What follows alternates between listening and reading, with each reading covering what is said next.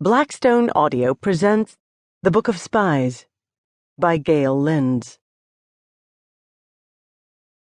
For Sophia Stone, my granddaughter, child of light and grace. Part 1. The Hunt. As he walked to the Senate, a note was thrust into Julius Caesar's hand. His spies had done their job, giving him a list of conspirators and their plans to kill him. Unfortunately, Caesar was in a hurry and did not read it. An hour later, he was assassinated.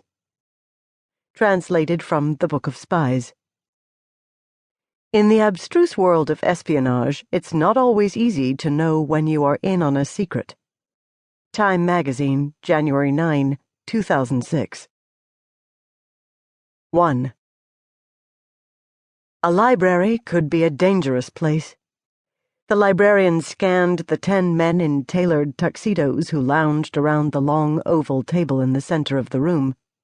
Encircling them were magnificent illuminated manuscripts, more than 1,000 of them, blanketing the walls from floor to ceiling. Their spectacular gold-covered bindings faced out to showcase the fortune in gems decorating them. The men were members of the book club that owned and operated the secret Library of Gold, where the annual dinner was always held.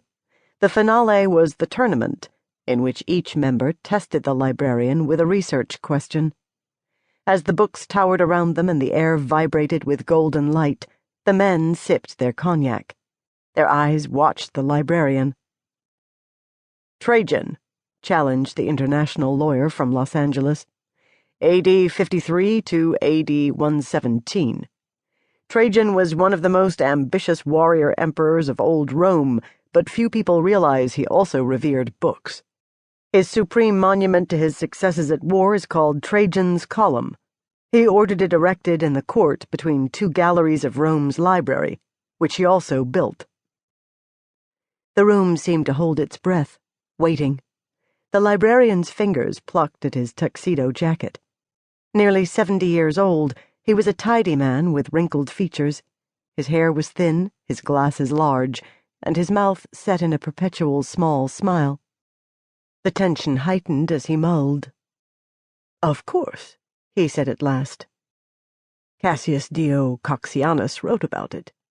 He went to the shelves containing the 80 volumes of Cassius Dio's history, Romaica, compiled in the 2nd and 3rd centuries and transcribed by a Byzantine calligrapher in the 6th century.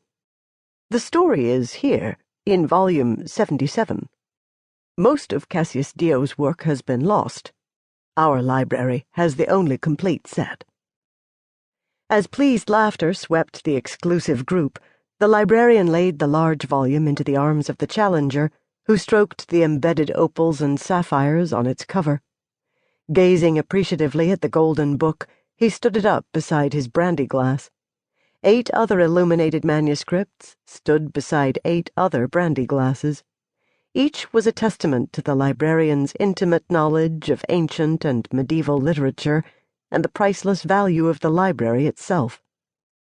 Now only the 10th member, the director himself, remained.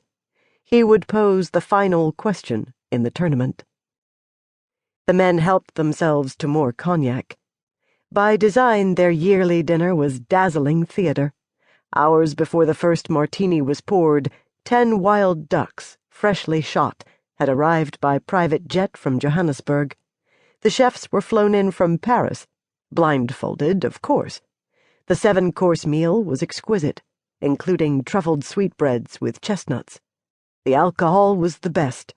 Tonight's cognac was a Louis XIII de Rémy Martin, worth more than $1,000 a bottle in today's market. All of the book club's liquors had been laid down by those who had gone before, creating a cellar of indisputable quality. The director cleared his throat, and everyone turned to look at him.